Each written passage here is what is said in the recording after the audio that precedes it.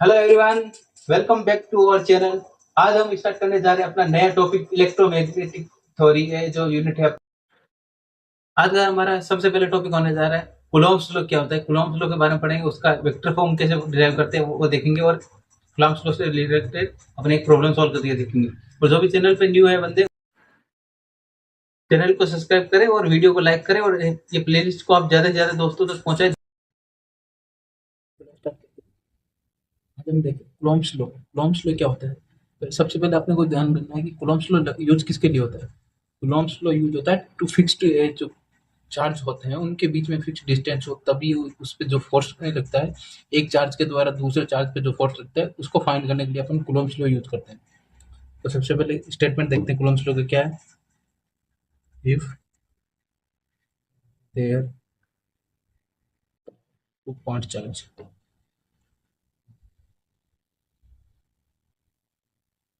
U1 and U2, दो fix point charge consider किया और डिस्टेंस देखा इनका, डिस्टेंस बिटवीन देम इज, ये अपने को डिस्टेंस जो फिक्स डिस्टेंस होती है ये Q1 Q2 दो यहाँ प्लेस है। Let Q1 is charge Q1, Q2 charge second charge Q2, ठीक है। इनके बीच की डिस्टेंस को अपन ने कंसिडर किया R। अब कूलॉम्स लॉ क्या बोलता है, the force between them will be directly proportional to multiplication of charges। यानी फर्स्ट स्टेटमेंट क्या हुआ इसका कूलॉम्स लॉ का, यानी फोर्स किसके प्रोपोर्शनल है, Q1 इंटू Q2। जो चार्जेस गिवन है अपने को उनके डायरेक्टली प्रोपोर्शनल है। तो अपना इक्वेशन नंबर वन क्या है, इक्वेशन नंबर वन मिल गया ये अपने पास। सेकंड स्टेटमेंट क्या बोलता है कूलॉम्स लॉ का, the force is inversely proportional to distance, the square of the distance between them। ठीक है, इस लाइन का मतलब क्या हुआ, जो अपना ये फोर्स होता है जो कूलम्स लॉ में जो एक चार्ज दूसरे चार्ज पे जो फोर्स लगाता है वो किसके इनवर्सली प्रोपोर्शनल होगा, जो अपने पास Q1 और Q2 के बीच की जो डिस्टेंस है उसके स्क्वायर के इनवर्सली प्रोपोर्शनल होगा। उसको सेंटेंस में किसकी फॉर्मूले में डायरेक्टली प्रोपोर्शनल टू 1/r²। ये अपना स्टेटमेंट नंबर वो है, ठीक है। अब दोनों स्टेटमेंट फोर्स के इक्वल है, तो अपना फाइनल फॉर्मूला क्या बनेगा, force is directly proportional to Q1 into Q2 upon R²। ठीक है।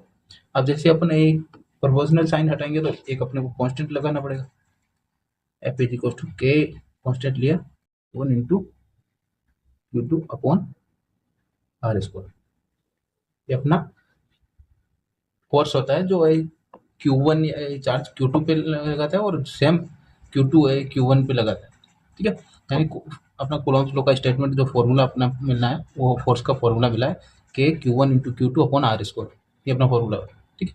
अब अपने पास यहाँ पे के क्या है, के का वैल्यू क्या होता है, एक तो वैल्यू होता है 1.45 एप्सिलॉन नॉट। अब बताता हूँ मैं एप्सिलॉन नॉट क्या होता है। और एक के का डायरेक्टली वैल्यू आपको याद रखना होता है 9 इंटू 10⁹। ये अपने को फॉर्मूले डायरेक्टली के का वैल्यू है फाइंड करके रखना होगा, ठीक है। और एप्सिलॉन नोट क्या होता है, एप्सिलॉन नोट क्या होता है, एप्सिलॉन नोट लिखा हो जहाँ नोट लिखा हो तो वो होता है फ्री स्पेस की permittivity, permittivity of free space, ठीक है। अपने अब एप्सिलॉन नोट का डायरेक्टली एक वैल्यू भी होता है जो अपने को ऑलमोस्ट क्वेश्चंस में गिवन होता है, नहीं तो आपको याद रखना है तो क्या होता है 8.85 इंटू 10⁻⁻12 फेरड पर मिनट, ठीक है। ये अपना हुआ कूलॉम्स लॉ कंप्लीट। और अपने को क्या पूछता है, कूलॉम्स लॉ का एक वेक्टर फॉर्म पूछता है एग्जाम में, कि वो कूलॉम्स लॉ को वेक्टर फॉर्म में कैसे लिखते हैं, वो आप देखते हैं नेक्स्ट। तो हाँ, एक पॉइंट और, जो के का यूनिट होता है, यूनिट क्या होता है यहाँ का के का, newton metre square upon coulomb square. क्योंकि चार्ज का यूनिट क्या होता है अपने पास, चार्ज का यूनिट होता है कूलॉम, तो कूलॉम स्क्वायर लिखना है। ठीक है, तो ये अपना के का यूनिट आया, और के का वैल्यू क्या होता है 9 × 10⁹ और एप्सिलॉन नॉट क्या होता है, परमिटिविटी ऑफ फ्री स्पेस। ठीक है, अब देखते हैं नेक्स्ट पॉइंट अपना, Coulomb's law in vector form. And vector form में कूलॉम्स लॉ कैसे डिफाइन करते हैं अपन, तो अपन इसके लिए लिखते हैं, तो चार्ज कंसीडर करते हैं अपन, Q1 एंड Q2, अपन ने दो चार्ज कंसीडर किया। ठीक है, इनके बीच की डिस्टेंस, अब ये एक ओरिजिन पॉइंट लिया, ओरिजिन, क्योंकि वेक्टर फॉर्म में, तो वेक्टर फॉर्म में एक को एक अपने किसी एक पॉइंट से अपने को देखना पड़ेगा कि Q1 का डिस्टेंस कितना है और Q2 का डिस्टेंस कितना है।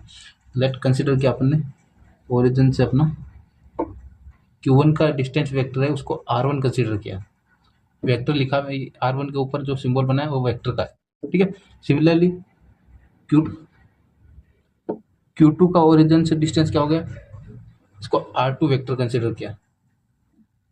ठीक है, और इन फोर्स किसके बीच फाइंड कर रहे हैं, Q1 Q2 पे कितना फोर्स लगा रहे हैं वो देख रहे हैं। तो डायरेक्शन दिया ये, इसको R12, यानी वन जो लगा रहा है फोर्स, और सेकंड वाला जिस पे लग रहा है, तो उसका डायरेक्शन वेक्टर लिखा। ठीक है, ये अपने पास इतना है। और इसका ये जो पॉइंटिंग वेक्टर या उसको यूनिट वेक्टर है, उसको कैसे लिख सकते हैं, A12, यानी जो अपना Q1 पॉइंट है और Q1 चार्ज जो है वो Q2 चार्ज पे जो लगा रहा है, अपने पर फोर्स लगा रहा है, उसका जो वेक्टर वेक्टर फॉर्म है उसका अपन लिखते हैं ए वेक्टर, A12 वेक्टर, या उसको कैप बोलते हैं। ठीक है, तो इसको स्टेप में कैसे लिखेंगे, let Q1 and Q2 are two charges, their distance from origin is R1 vector, R2 vector. ठीक है, तो अपन ने दो वेक्टर लिखा है, जो अपने को देखा यहाँ पे डायरेक्ट डायग्राम में, वो अपन लाइन में लिखा। ठीक है, नेक्स्ट क्या होता है, अपन क्या फाइंड कर रहे हैं, फोर्स फाइंड कर रहे हैं, यहाँ पे फोर्स दिखाते हैं। लेट इसको फोर्स को नाम दिया अपन ने F12, कि 1 वाला 2 वाले पे लगा रहे हैं, तो क्या है 12 लिखा। अब अपने पास यहाँ पे क्या है, क्या क्या फाइंड करना है, तो अपना फॉर्मूला क्या बनता है यहाँ पे, F12 is equal to vector form में है इसलिए K into Q1 into Q2 similarly. ठीक है, और यहाँ पे क्या आता है, डिस्टेंस का स्क्वायर, डिस्टेंस क्या है अपने पास Q1 और Q2 के बीच की, R1 पे, ये अपन ने लिखा था उसका स्क्वायर, क्योंकि स्क्वायर डिस्टेंस का स्क्वायर होता है। ठीक है, वेक्टर फॉर्म में, इसलिए इसके साथ में क्या लगाना होता है, यूनिट वेक्टर। यूनिट वेक्टर क्या है अपने पास, A12, ये अपने पास क्या होता है, वेक्टर फॉर्मूला। ठीक है, ये वेक्टर फॉर्मूला अपन ने वेक्टर फॉर्म में हो गया अपने पास फोर्स। ठीक है, तो अपना अभी यहाँ पे यूनिट वेक्टर कैसे फाइंड करेंगे, A12, A12 कैसे फाइंड, यूनिट वेक्टर, किसी भी वेक्टर का यूनिट वेक्टर फाइंड करने के लिए क्या करते हैं, जो अपना पास वेक्टर होता है उसका वैल्यू लिखते हैं अपॉन उसी वेक्टर का अपन मोड लिख लेते हैं, ये अपने पास यूनिट वेक्टर हुआ। ठीक है, यूनिट वेक्टर का मतलब क्या होता है कि ये डायरेक्शन को शो करता है कि ये फोर्स Q1 से Q2 में लग रहा है, यानी Q1 में जो चार्ज है वो Q2 पे जो इतना फोर्स लगा रहा है उसका डायरेक्शन क्या है, A12। ठीक है, और क्या है अपने पास, ये मोड R1 मैग्नीट्यूड, इसका मतलब क्या है, इसको ऐसे भी लिख सकते हैं R2 vector minus R1 vector, यानी डिस्टेंसिंग जो अपना है यहाँ पे लिखा था अपन ने, डिस्टेंस वेक्टर क्या है Q1 और Q2 का, R1 R2 है, तो R12 कैसे फाइंड कर सकते हैं, R2 माइनस R1, यानी सेकंड वाले में से फर्स्ट वाला माइनस करना। ठीक है, सिमिलरली R12 वेक्टर कैसे फाइंड कर सकते हैं, ये अपन ने मैग्नीट्यूड देखा, ये क्या हो जाएगा R2 माइनस R1। इसमें मोड नहीं लगाना है, वेक्टर फॉर्म, वेक्टर में मोड नहीं लगता, ठीक है। ये अपना हो गया vector form of Coulomb's law, ठीक है। अब इससे एक रिलेटेड एक प्रॉब्लम सॉल्व भी करके देखते हैं, जिससे आपको ज़्यादा से ज़्यादा समझ में आएगी कूलम्ब्स लॉ में कैसे प्रॉब्लम सॉल्व करते हैं, ठीक है। एक मिनट, चलो अपने फर्स्ट प्रॉब्लम क्या है अपने पास, a charge, a charge Q1 QA कितना गिवन है इसका, -20 माइक्रो कूलम, ये अपने पास चार्ज ए का वैल्यू दे गिवन है, और क्या है अपने पास लोकेटेड एट ए पॉइंट, यानी पॉइंट क्या गिवन है अपने पास -647, ये अपना ये जो चार्ज क्यू गिवन है उसका पॉइंट गिवन है कि इस पॉइंट पे अपने पास मिल रहा है। सिमिलरली बी चार्ज क्या है, क्यू बी का वैल्यू क्या गिवन है अपने पास 50 माइक्रो कूलम, यानी उसका ये जो मैग्नीट्यूड है वो अपने को गिवन है 50 माइक्रो कूलम, और पॉइंटिंग वेक्टर क्या है अपने पास 5 8 -2, यानी ये पॉइंट गिवन है अपना बी पॉइंट पे, वो चार्ज Q2 है अपने पास फाइंड कर, और अपने पास फ्री स्पेस में गिवन है, तो कूलम्ब्स लॉ हमेशा फ्री स्पेस में लगता है, तो अपने फ्री स्पेस अब गिवन है, ठीक है। अब डिस्टेंस, हाँ मीटर में गिवन है, डिस्टेंस अपने मीटर में कंसिडर करना है। फाइंड द आर ए, यानी जो वेक्टर होता है पॉइंटिंग वेक्टर क्यू ए से क्यू बी में जो अपना डिस्टेंस वेक्टर होता है वो अपने फाइंड करना है, और अपने फोर्स फाइंड करना है क्यू ए बाई क्यू, यानी क्यू बी जो फोर्स लगाता है वो क्यू ए पर वो कितना है, ठीक है, यानी ए पे जो फोर्स लग रहा है वो कितना है। तो स्टार्ट करते हैं। सबसे पहले आपको लिखना है गिवन, क्या क्या गिवन है अपने पास, क्यू ए का वैल्यू क्या है अपने पास -20 माइक्रो गिवन है, माइक्रो का वैल्यू क्या होता है 10⁻⁻⁶, और कूलम यूनिट के साथ में लिखना है। सिमिलरली पॉइंट क्या गिवन है अपने पास, अपने को पॉइंट ए क्या गिवन है -647, तो इसको वेक्टर फॉर्म में कैसे लिखते हैं, आर ए लिखते हैं इसको, -6 यानी ये एक्स का कोऑर्डिनेट है, तो आई कैप प्लस 4 जे कैप प्लस 7 के कैप, ये अपने वेक्टर फॉर्म में लिखा। सिमिलरली अपने पास क्यू भी क्या गिवन है 50 माइक्रो कूलम, ठीक है। तो इसको कैसे लिखेंगे 50 इंटू 10⁻⁻⁶ कूलम, ये अपने वैल्यू लिखा, ठीक है। सिमिलरली बी पॉइंट क्या गिवन है अपने पास 5 8 और -2, ये अपने पास, तो इसका वेक्टर फॉर्म क्या हो जाएगा, वेक्टर फॉर्म में लिखा अपन ने 5 आई कैप प्लस 8 जे कैप -2 के कैप, तो अपने वेक्टर फॉर्म में लिखा। नेक्स्ट क्या अपने को पॉइंट दिखाते हैं, डायग्राम में देखते हैं कैसा बन रहा है, Q A Q be consider किया, ये अपने पास ओरिजिन से गिवन है, डिस्टेंस गिवन है अपने पास, आर ए कंसिडर किया था अपने, इसको आर बी कंसिडर किया, और ये ओरिजिन, और यहाँ पे आर ए बी, ठीक है। अपन फोर्स फाइंड करना है, बी कितना लगाता है ए पे, यानी ये वाला फोर्स फाइंड करना है, क्या बी ए, ठीक है, यानी ए पॉइंट पे कितना फोर्स ये अपना लगाता है, यानी ये अपना कूलम्ब्स लॉ का क्या, कूलम्ब्स लॉ में अपन क्या देखते हैं ए से बी में देखा, तो अपना यहाँ पे फोर्स का मैग्नीट्यूड क्या हो जाएगा माइनस में हो जाएगा, अपना फोर्स क्या हो जाएगा एफ ए, क्या हो जाएगा फोर्स ए पे कितना फोर्स हो जाएगा minus A Q1 into Q2 upon R A B का स्क्वायर इंटू जो गिवन है वेक्टर, वेक्टर क्या अपने पास ए बी, ठीक, ये अपने यूनिट वेक्टर लिखा, क्योंकि वेक्टर फॉर्म में अपने वेक्टर फॉर्म में गिवन है, तो वेक्टर फॉर्म में अपने प्रॉब्लम सॉल्व करना पड़ेगा। तो चलो स्टार्ट करते हैं। सबसे पहले अपना वेक्टर फाइंड कर लेते हैं आर ए बी, तो वेक्टर यूनिट वेक्टर क्या होता है ए बी, ये फाइंड करने के लिए क्या करते हैं अपन R A B vector upon इसका मैग्नीट्यूड, ये फाइंड करते हैं अपन।